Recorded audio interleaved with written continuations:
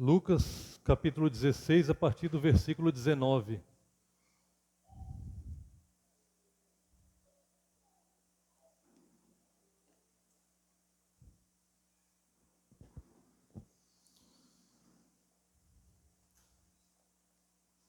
Vamos ler do 19 até o final do versículo 31.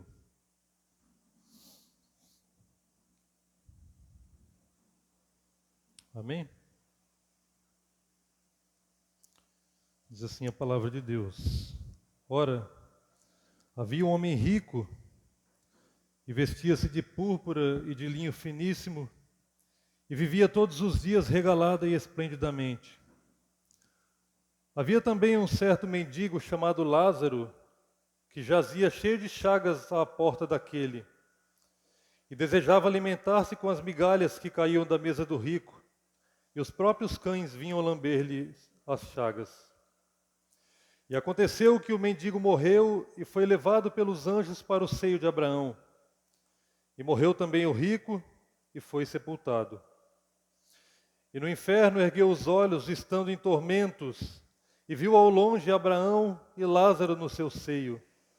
E clamando disse: Pai Abraão, tem misericórdia de mim. E manda Lázaro que molhe na água a ponta do seu dedo e me refresque a língua, porque estou atormentado nesta chama. Disse, porém, Abraão: Filho, lembra-te de que recebeste os teus bens em tua vida, e Lázaro somente males. E agora este é consolado e tu atormentado. E além de tudo isto, está posto um grande abismo entre nós e vós, de sorte que os que quisessem passar daqui para vós não poderiam, nem tampouco os de lá passar para cá.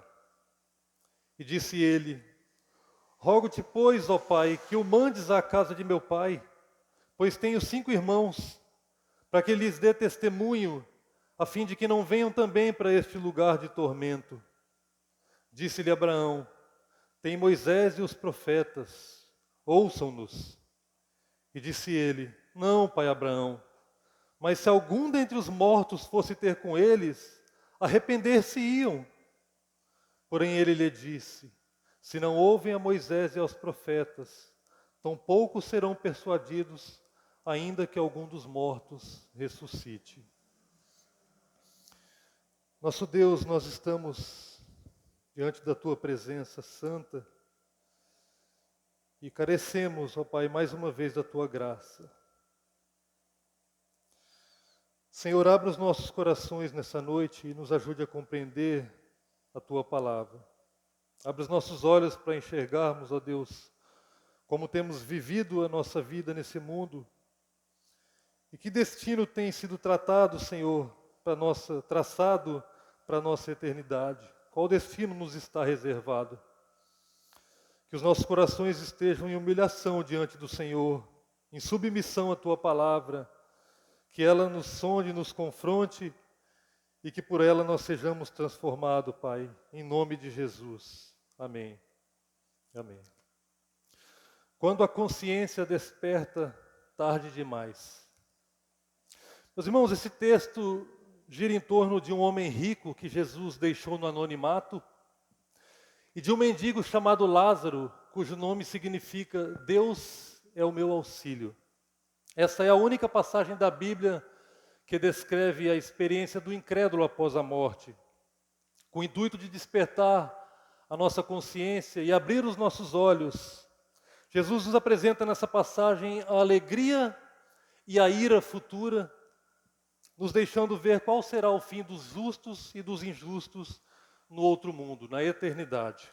Esse texto ele está repleto de contrastes, e cada contraste será usado para nos ensinar que as decisões que tomarmos e a forma como vivermos nessa vida irão determinar para onde iremos e como viveremos na eternidade. E eu gostaria de ressaltar nessa noite com os irmãos 3 contrastes principais na vida desses 2 homens. Primeiro nós vamos ver um contraste na vida, depois nós veremos um contraste na morte e por fim um contraste na eternidade. Então, primeiro aí um contraste na vida. está do verso 19 ao verso 21, acompanha comigo. Ora, havia um homem rico, e vestia-se de púrpura e de linho finíssimo, e vivia todos os dias regalado e esplendidamente. Havia também um certo mendigo chamado Lázaro, que jazia cheio de chagas à porta daquele, e desejava alimentar-se com as migalhas que caíam da mesa do rico, e os próprios cães vinham lamber-lhe as chagas. Jesus descreveu-nos aqui dois homens. Um era muito rico e o outro muito pobre. O rico vestia-se de púrpura e de linho finíssimo. Segundo o comentarista D.A. Carson, ele diz que essas vestes aqui é uma referência às túnicas dos sumos sacerdotes que podiam custar uma soma equivalente a vários anos de trabalho de um operário. Ou seja, era uma roupa muitíssimo cara. O pobre provavelmente não tinha sequer uma muda de roupa para trocar. Então somente a roupa do corpo, e provavelmente era uma roupa toda suja e rasgada, manchada com os excrementos das suas enfermidades. O rico vivia todos os dias regalado e esplendidamente. O pobre era um mendigo que não tinha bem material algum, ele não possuía absolutamente nada, não tinha qualquer possessão. O rico comia do bom e do melhor. Qualquer coisa que esse homem quisesse comer, ele poderia colocar à sua mesa. O pobre, o texto nos diz que desejava alimentar-se das migalhas que caíam da mesa do rico. E observe que o texto não diz que ele se alimentava, mas que ele desejava alimentar-se dessas migalhas. Na época de Jesus não havia nem facas, irmãos, nem garfos, nem guardanapos. Era muito comum eles comerem com as mãos. E era costume entre os judeus eles pegarem pedaços grossos de pães e limparem a mão com aqueles pedaços grossos. E esses pães depois eram descartados, jogados no lixo ou dados aos pobres. Era com esse tipo de migalha que o mendigo desejava se alimentar. O rico morava numa casa luxuosa. Provavelmente era um homem cheio de saúde, rodeado de familiares e de muitos amigos. O pobre não tinha onde cair morto. Jazia cheio de chagas à porta daquele e só tinha como companhia os cães que vinham lamber-lhe as suas chagas. O rico é a imagem do esbanjamento. Lázaro é a imagem da mais abjeta e terrível pobreza. Todavia, o Filho de Deus nessa história não é o homem rico, mas o mendigo Lázaro. O próprio nome dele testifica da sua fé. Deus é o meu auxílio. E isso, irmãos, nos ensina uma lição muito importante. Nos ensina que nós nunca devemos aceitar a ideia, que é tão propagada em nossos dias pela teologia da prosperidade, que os homens devem ser avaliados de acordo com a saúde ou com a situação financeira em que eles vivem. Meus irmãos, a condição de um homem nesse mundo, ela não é uma prova do seu estado aos olhos de Deus. Muitas vezes o destino dos servos de Deus é serem grandemente afligidos nesse mundo, enquanto muitos ímpios prosperam e têm abundância. Aqui está o filho da ira e herdeiro do inferno, sentado na casa, vivendo luxuosamente, e um filho de Deus e herdeiro do céu jazendo à porta, cheio de chagas e morrendo de fome. Nós jamais devemos depositar, irmãos, a nossa confiança nas riquezas, como esse homem fez. Embora muito rico, embora tendo de tudo, as muitas posses desse homem não foram suficientes para despertar a sua consciência, e esse homem teve um fim muito trágico. Esse é o contraste na vida desses dois homens. Mas em segundo, nós temos também um contraste na morte. Está no verso 22. O texto diz que aconteceu que o mendigo morreu e foi levado pelos anjos para o seio de Abraão. E morreu também o rico e foi sepultado.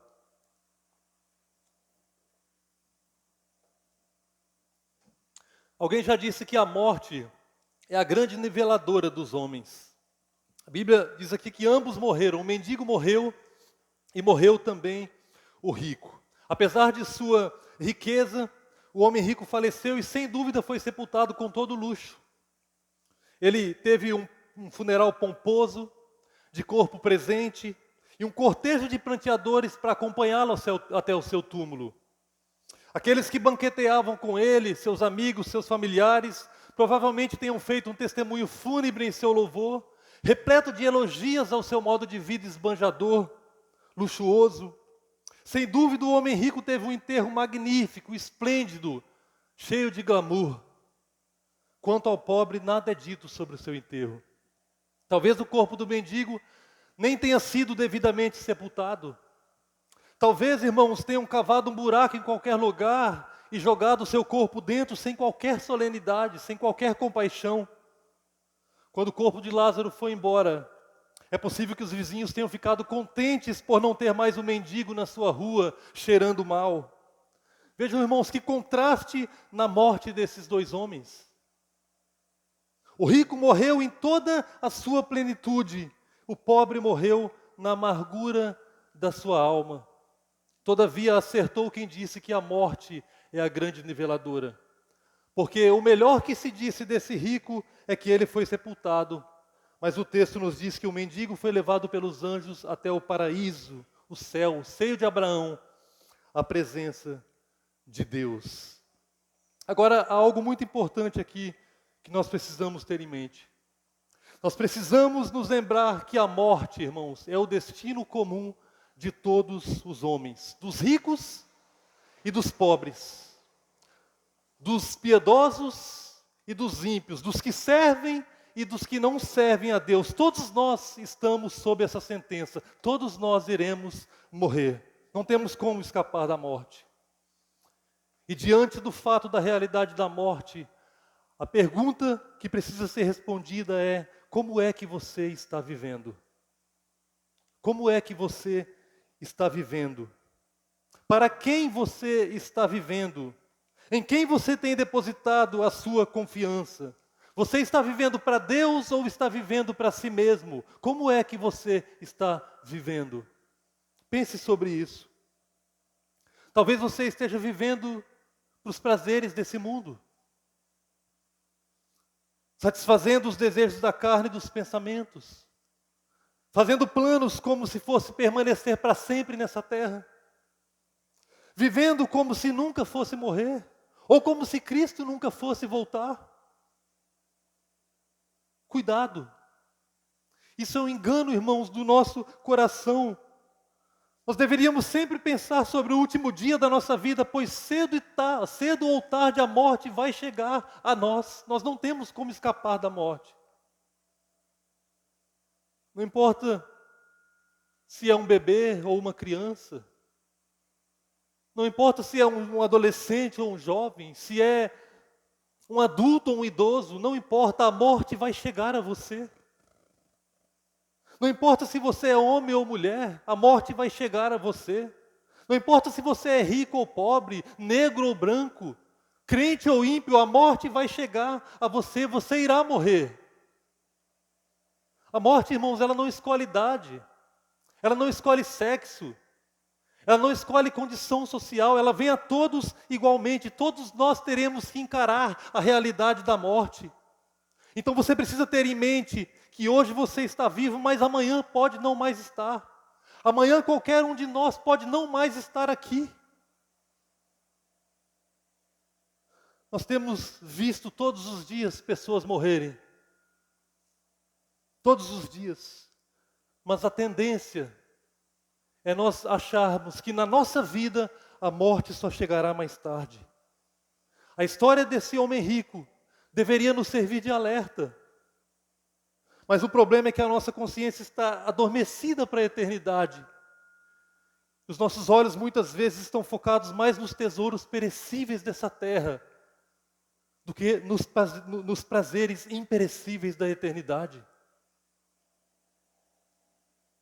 Mateus 6, verso 21 diz que onde estiver o vosso tesouro, ali estará o vosso coração. Qual é o seu tesouro? Para quem você tem vivido? Em quem você tem depositado a sua confiança? Talvez você pense, mas nem rico eu sou, eu não tenho dinheiro, nem tenho como confiar em dinheiro. Mas onde estiver o seu coração, ali é o seu tesouro. Não importa se são riquezas. O seu maior tesouro pode ser o seu filho, a sua esposa, o seu marido. Você pode estar dando um valor a pessoas mais do que a Cristo. Qualquer coisa, irmãos, em que nós coloquemos o nosso coração acima de Deus é o nosso tesouro. Para quem você está vivendo? O homem rico viu o mendigo morrer à sua porta, e isso também não foi suficiente para despertar a sua consciência. Para quem você está vivendo? Terceiro, nós vemos aqui um contraste na eternidade. Está do verso 23 ao 31, eu não vou ler, eu vou passar os versos no decorrer da explicação. Vou ler apenas aqui o verso 23, acompanhe comigo. E no inferno ergueu os olhos, estando em tormentos, e viu ao longe Abraão e Lázaro no seu seio. A palavra traduzida por inferno aqui no verso 23 é a palavra grega Hades. O Hades é o reino temporário dos mortos, onde eles aguardam o julgamento final. O lugar permanente de castigo é o lago de fogo que está descrito em Apocalipse capítulo 20. Então o lago de fogo é a prisão eterna dos condenados e o Hades é a cadeia temporária. Mas o sofrimento em ambos é igualmente verdadeiro e terrível. Vamos ver então algumas lições que nós temos nesses últimos versículos. Em primeiro lugar, nós aprendemos aqui que o inferno é um lugar real. É um lugar de tormentos e é um lugar de plena consciência. Olha os versos 23 a 26. No inferno ergueu os olhos estando em tormentos, e viu ao longe Abraão e Lázaro no seu seio. E clamando disse, Pai Abraão, tem misericórdia de mim, e manda Lázaro que molhe na água a ponta do seu dedo e me refresque a língua, porque estou atormentado nessa chama. Disse, porém, Abraão, filho, lembra-te que recebeste os teus bens em tua vida, e Lázaro somente males, e agora este é consolado e tu atormentado. E além disso, está posto um grande abismo entre nós e vós, de sorte que os que quisessem passar daqui para vós não poderiam, nem tampouco os de lá passar para cá. Jesus mostrou-nos com clareza que depois de morto, o rico estava no inferno. Por mais, irmãos, que alguns tentem negar a realidade do inferno, o inferno é de fato um lugar extremamente palpável e real. A Bíblia toda fala sobre o inferno. Jesus aqui nos falou sobre o inferno, e na Bíblia, Jesus é a pessoa que mais falou sobre o inferno. Ele falou mais sobre o inferno do que sobre o céu. Portanto, o inferno é um lugar real e nós não temos como escapar dessa verdade. Goste você ou não, queira você ou não, é um fato bíblico de que o inferno é um lugar real. Algumas pessoas argumentam dizendo, ora, mas Deus é amor. Como é que um Deus amoroso criaria um lugar desse e enviaria pessoas para sofrer nesse lugar? Meus irmãos, quem faz esse tipo de pergunta mostra uma falta de entendimento sobre o amor de Deus e sobre a malignidade do pecado. Deus é amor, e não há ninguém mais amoroso do que o nosso Deus. Mas o nosso Deus também é um Deus santo. 1 João 1,5 diz que Deus é luz e não há nele trevas nenhumas. O amor de Deus é um amor santo, não é um sentimento superficial. Não é um amor de novela da Rede Globo. Deus envia pessoas para o inferno, irmãos, porque as pessoas passam a vida toda pecando contra a sua santidade e desprezando o convite do Evangelho para crer em Jesus Cristo e receber a salvação. O inferno é real e nós temos que lidar com essa verdade. Mas além de real, o inferno é também um lugar de tormento. Por 4 vezes aqui no texto, o texto enfatiza que o inferno é um lugar de tormento. 2 vezes é usada a palavra tormento e 2 vezes a palavra atormentado. O verso 23 diz que ele no inferno abriu os olhos, estando em tormento. No verso 24, Ele clama: Pai Abraão, tem misericórdia de mim e manda Lázaro que molhe na água a ponta do seu dedo e me refresque a língua, porque estou atormentado nessa chama. No verso 25, Abraão responde para ele que Lázaro recebeu somente males e agora ele é consolado e tu atormentado. E no verso 28, ele diz: eu tenho 5 irmãos, mande Lázaro para que lhes dê testemunho a fim de que não venham também para este lugar de tormento. O inferno, irmãos, é um lugar de tormento. É um lugar de tormento. Isso deveria nos despertar.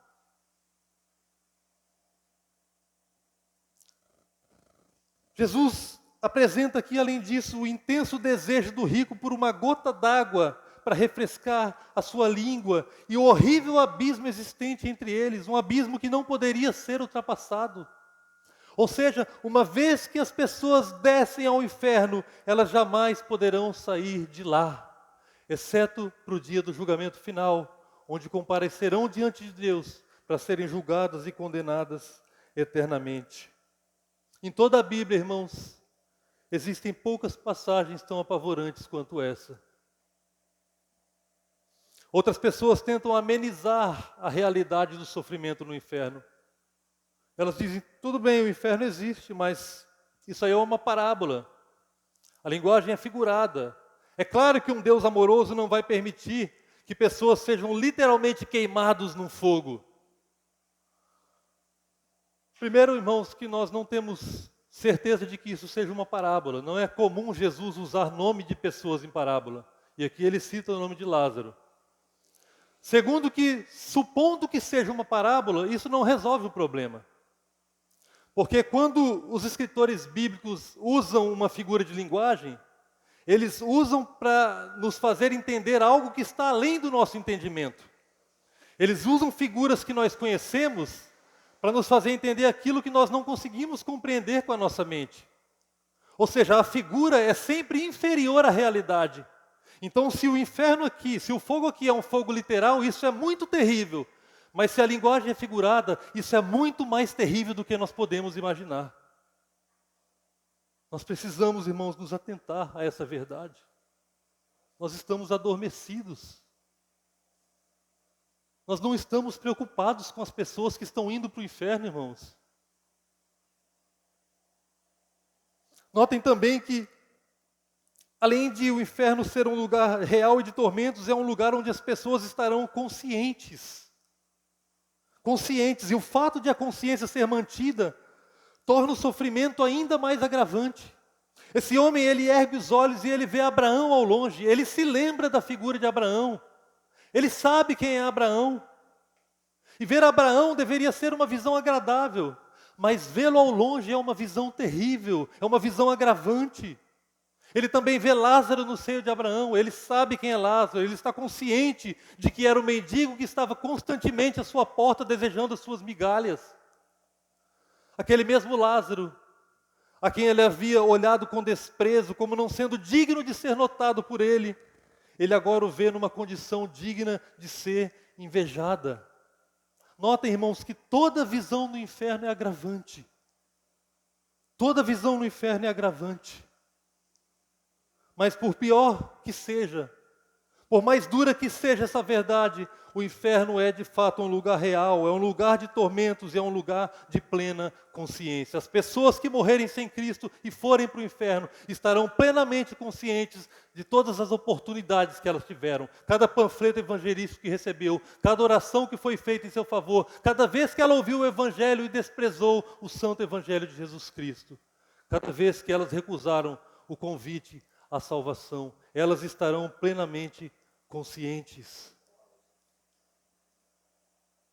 Em segundo, nós aprendemos aqui que no inferno os incrédulos descobrem o valor de uma alma quando já é tarde demais.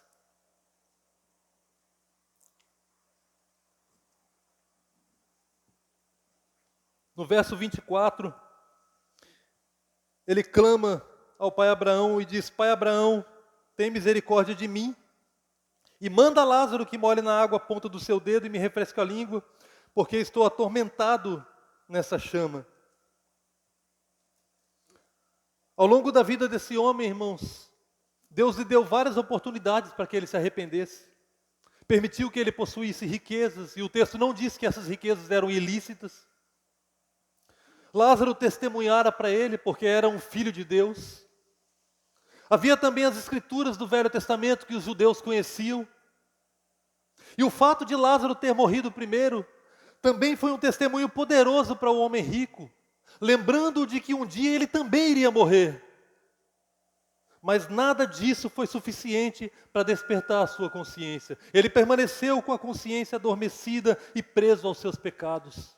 Ele passou a vida inteira sem se preocupar com a sua alma e com as almas das pessoas à sua volta. E quando esse homem morreu, ele finalmente descobriu o valor de uma alma. Então ele decidiu orar. Primeiro ele orou por si mesmo, que nós lemos aqui no verso 24. E observe que ele não está apenas orando, ele está clamando. Ele está fazendo uma oração fervorosa e clamando disse, tem misericórdia de mim. Não é uma oração formal, irmãos. Ele está desesperado, rogando a Deus, rogando a Abraão para que ele receba misericórdia. E ele não apenas se dirigiu a Abraão clamando, mas também chamando de pai. Pai Abraão, tem misericórdia de mim. Ele está usando aqui uma linguagem pactual.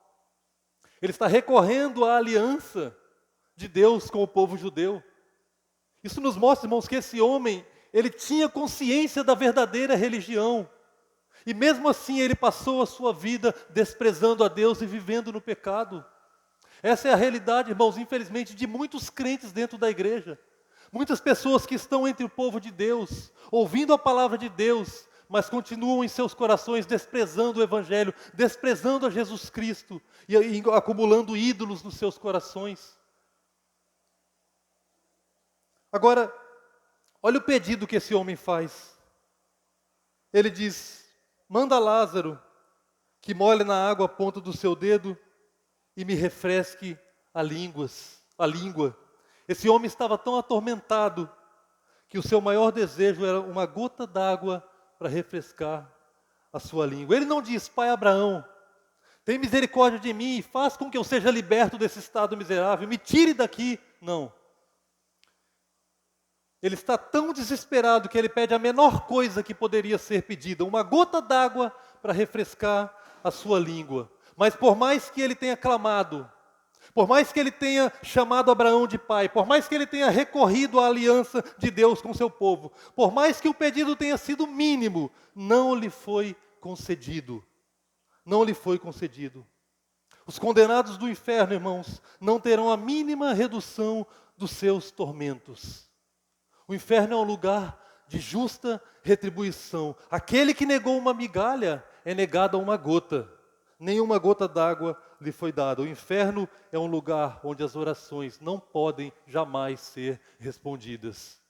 Hoje é o momento de orar. Hoje é o momento de clamarmos pela nossa alma. Hoje é o momento de intercedermos por aqueles que estão perdidos. Depois ele vai orar pelos seus irmãos, versos 27 e 28.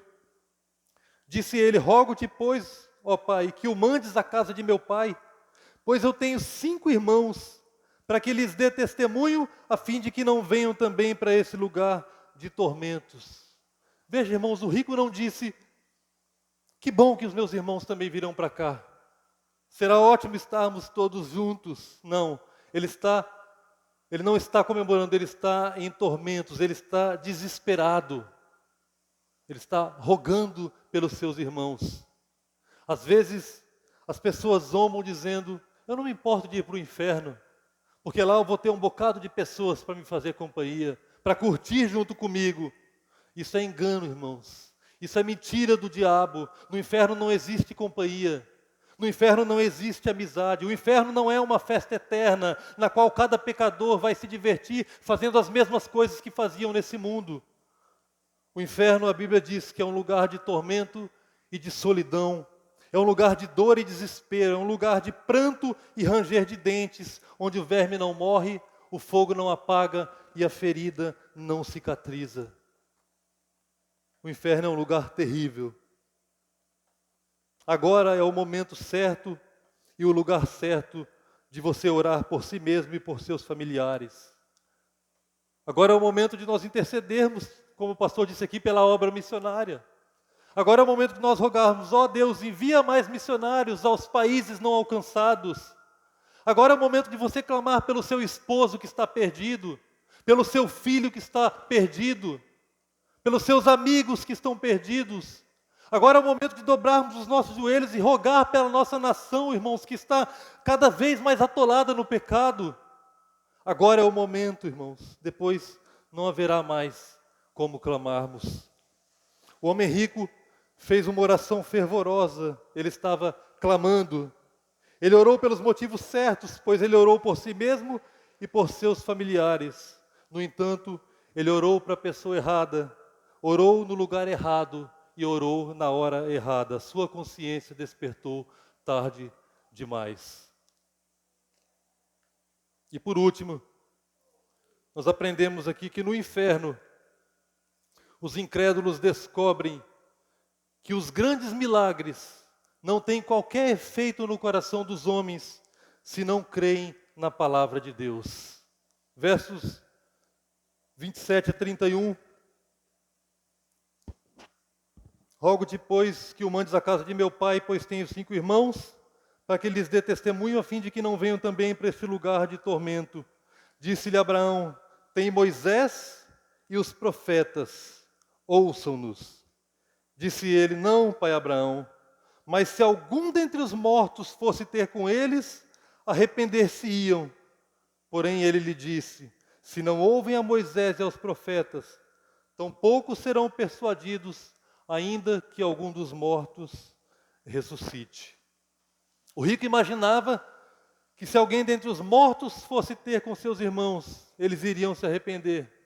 Eles iriam dar ouvidos ao evangelho da salvação. E a resposta que ele recebeu foi: se eles não ouvem a Moisés e aos profetas, tampouco eles se deixarão persuadir, tampouco eles se arrependerão, ainda que alguém dentre os mortos ressuscite.